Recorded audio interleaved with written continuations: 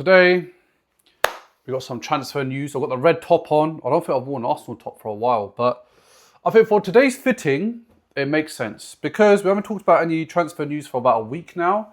The last time I did cover Buadi and a few others from the league. But today, an interesting name has come to mind. I thought it'd be a great idea to make a video about it because I'll be doing some comparisons, and I've also spoken to a few fans about this player who plays for the club currently, and they said if this transfer happens, there's going to be riots. If you're new here, make sure you subscribe, make sure you like the video, make sure you comment about our transfer activity so far, and yeah, let's get into it. So Arsenal, they've made it clear that they want to really address midfield. With the links for wingers have kind of cooled down. I think the striker situation as well. I think one of the main reasons is because Arsenal haven't had any outgoings. During the World Cup, it's very difficult for teams to sign because players are really focused on the World Cup. Obviously, there's been some activity here and there, like Cucurella going to Real Madrid, some of the free agents as well signing for clubs, because I feel like the process, the transition is a lot easier. But players that we are looking for as Arsenal Football Club have high value, will require a lot of negotiation time, and also things like salaries, agent fees, all these things come into play. Arsenal have been linked with a number of centre mids. Some of those have been Buadi, who plays for Morocco, is playing well for Morocco so far at such a young age. Had a great campaign with Lille as well. Sandro Tonali is another name that has been listed, and he's also been linked to Spurs. So advanced talks with Spurs have been going on, but there could be Man City in the works as well, looking to obtain him, and also Arsenal. So there's like a three-way battle for Sandro Tonali.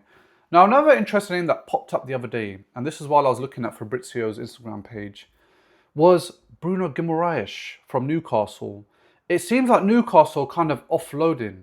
And when I was talking to a fan, he said if Bruno Guimaraes leaves, there will be riots. And rightfully so, because they've let go of Gordon. Bruno Guimaraes and Tonali could be on their way out this window.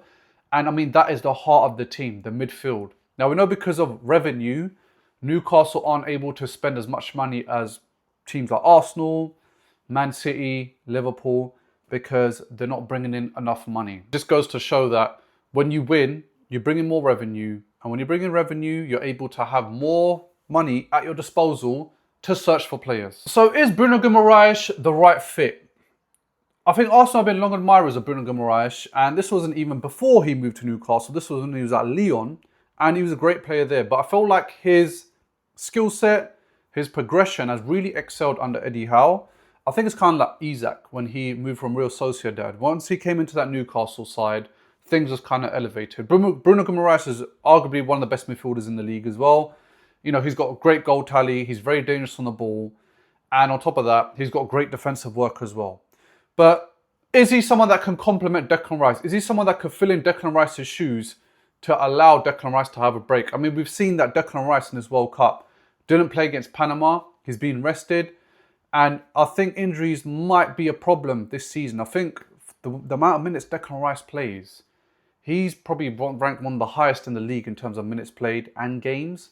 And it goes to show that he's obviously relied upon more than anyone. He is the heartbeat of the midfield, but we do not want to run him into the ground. So I did a little comparison against Bruno Guimaraes and Declan Rice. And I mean, they're only a year apart. Bruno obviously is less than Declan Rice because we know we have the English tax. Declan Rice is obviously exceeding the 100 million mark, which we paid for him. But I mean, look, you can see on the screen, 86 minutes per game. So 1 minute more than Bruno Guimaraes. Imagine that over 30 games. That's 30 extra minutes you're playing a season. Total minutes, 2,455. Matches played 36 compared to Bruno Guimaraes 29. Obviously, injuries come into play, but you can see he's almost played 10 more matches than Bruno.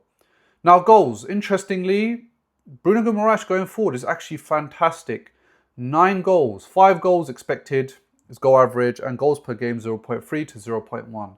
So this is why I feel like Bruno Guimaraes could offer something going forward. I think Arsenal's progression with the ball going forward is the weak point, and someone like Bruno can fill in that job fantastically. Now, let's just have a look at Bruno and Tonali. Bruno and Tonali's obviously 2 years younger. He's slightly shorter as well, which is I'm quite surprised. I thought Tonali would be taller. But again, the market value is quite similar. If you look at the minutes played, Tonali has played 73 minutes compared to the average of Bruno, which is 85 minutes. The total minutes played between both players is relatively the same.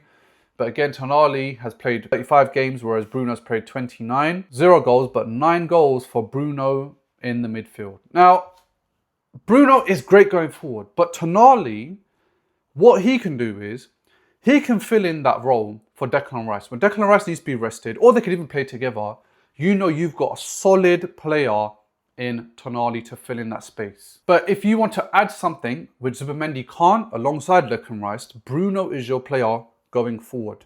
We know we've struggled towards the latter stage of the season in terms of scoring. And midfield, bringing the ball forward, the transition quick, Declan Rice can't do, unfortunately. And this is why Bruno could be a perfect fit. Now, what has Arsenal done about this? They've submitted a £55 million bid, but it was rejected heavily. I think it'll be a huge price tag for Bruno to come to Arsenal. I think whether Tonali or Bruno came to Arsenal, it would be a hefty fee. Because of all the revenue Arsenal have generated, Newcastle will not want to let 2 of probably their best players leave in the same window. And if they do, they will want to recoup money to obviously go out and find a successor to those players. Now, 55 million, I think, is a great price tag if we got him. Of course, we're not. But we have to think about, are we looking to win the Champions League next season? If we are, we need to invest now rather than looking at prospects for the future. I think if Arsenal were to either get Tonali or Bruno, I feel like it would be a win-win situation.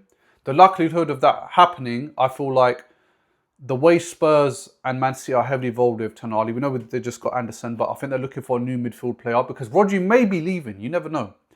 I feel like Man City have been huge admirers of Tonali alongside Arsenal, but I feel like Man City will probably have the edge over Arsenal in terms of obtaining Tonali. The reason why I think is because they're not afraid to break the bank. I think Maresca coming in will say, I want to build the team the way I want to build the team. This is my first window. Let me get who I want to get. And Man City will, of course, give that to him.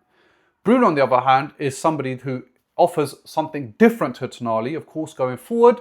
And that is why I think it's a win-win situation. Because if you do get Tonali, he can still play alongside Declan Rice. But if Declan Rice is out for rest, for squad rotation, Tonali can fill in that role.